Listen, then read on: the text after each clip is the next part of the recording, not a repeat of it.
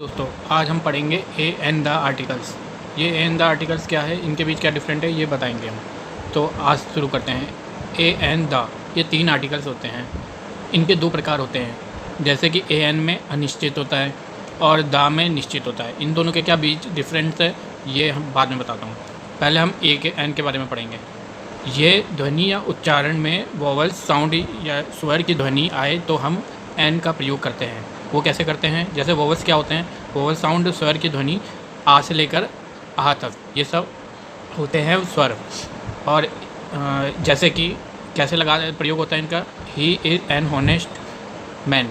इसमें ऑनेस्ट पढ़ा जाता है और एच साइलेंट होता है, इसलिए जो स्वर यानी कि ध्वनि में और उच्चारण में जो आ रहा है ऑनेस्ट आ से शुरू हो रहा है और इससे रिलेट करता है, इसलिए हम एन लगाएंगे। और इसका हिंदी रूपांतरण क्या हुआ, वह एक ईमानदार व्यक्ति है। और इसी तरीके से ही स्लेप्ट एन आवर में आ रहा है, यानी कि इससे रिलेट कर रहा है, एच साइलेंट होता है। उच्चारण में ये और है, इसीलिए यहाँ पर एन लगाया गया है। वह 1 घंटा सोया, इसका हिंदी रूपांतरण। इसी तरीके से और भी बनाए जाते हैं। अब ए के बारे में पढ़ते हैं।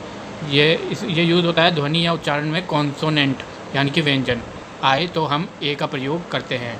कॉन्सोनेंट साउंड व्यंजन की ध्वनि का से लेकर ज्ञा तक होती है, तो का से लेकर ज्ञा तक अगर आगे आए तो हम ए लगाएंगे। जैसे कि he is a good boy, good में गा आ रहा है, इसीलिए ये इससे रिलेट करता है, तो इसके आगे लगेगा ए। अगर यह आता तो लगता एन ध्वनि या उच्चारण में। वह एक अच्छा लड़का है, इसका हिंदी रूपांतरण। ही इज़ अ डॉक्टर क्या है, डा आ रहा है, डा किससे रिलेट कर रहा है, इससे इससे तो व्यंजन से कर रहा है, यानी कॉन्सोनेंट साउंड से कर रहा है, तो इसीलिए ए आया। वह एक डॉक्टर है। इसी तरीके से आर्टिकल द। अब द पढ़ते हैं। द होता है एक विशिष्ट पर्टिकुलर व्यक्ति या वस्तु के लिए। वह पुस्तक मुझे दो, गिव मी द पुस्तक। इसमें क्या है, पर्टिकुलर एक पुस्तक यानी कि एक किताब के बारे में बोला जा रहा है कि वो किताब मुझे दो, इसलिए द बुक आया। तो द पर्टिकुलर यानी कि विशिष्ट है एक तरीके से। किसी समुदाय या संपूर्ण जाति को बोध कराने के लिए, जैसे अमीर हमेशा खुश नहीं होते हैं। The rich are not always happy.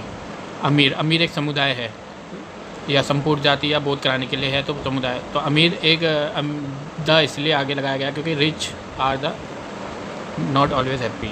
नदियों, सागरों, पहाड़ियों, प्रसिद्ध इमारतों, समाचार पत्रों, ग्रंथों और मौसम के साथ भी लगाया जाता है। जैसे एक उदाहरण नदियों से, सड़क नदी के समानांतर है।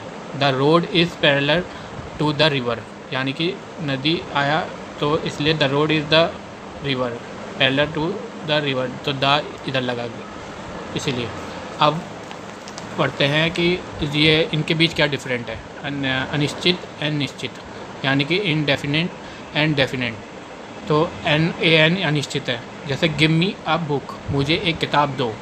इसमें कर्ता को कुछ किताबों में से कोई भी एक किताब लेने के लिए है, इसलिए ये अनिश्चित है। जैसे कि कर्ता जो है वो दुकानदार से बोल रहा है कि कोई, या फिर आसपास जो भी कितने भी 4-5 बुक रखी है, तो उसमें से कर्ता बोल रहा है कि मुझे एक बुक दे दो, इनमें से कोई भी हो। तो ये अनिश्चित है, मतलब कोई भी मुझे बुक दे दो, इनमें से कोई एक, 4 में से कोई एक। अब इसी तरीके से give me the book, the इसलिए लगाया गया, आया एन अकॉर्डिंग लगेगा उसके थ्रू, और द इसलिए लगाया गया क्योंकि मुझे यह किताब दो। मतलब इसमें कर्ता को एक विशिष्ट प्रकार की किताब चाहिए जो कर्ता उससे बोल रहा है, इसलिए यह निश्चित है। निश्चित इसलिए क्योंकि जो कर्ता है वो भी जानता है कि कौन सी बुक है और देने वाला भी जानता है कौन सी बुक चाहिए। तो दोनों को जब पता है कि ये या तो इशारों से बताया गया है या फिर दोनों को पता है चारों में से कोई एक बुक वही है जो विशिष्ट है जो उसको चाहिए, तो उसने द लगाया, द बुक। वरना आ बुक होता है अगर कोई भी चलती, उसको एक विशिष्ट है, एक पर्टिकुलर है, तो इसीलिए द लगाया गया है। ये इसमें कोई एक विशिष्ट किताब चाहिए कर्ता को, तो इसलिए मुझे ये किताब दो। Thank you very much.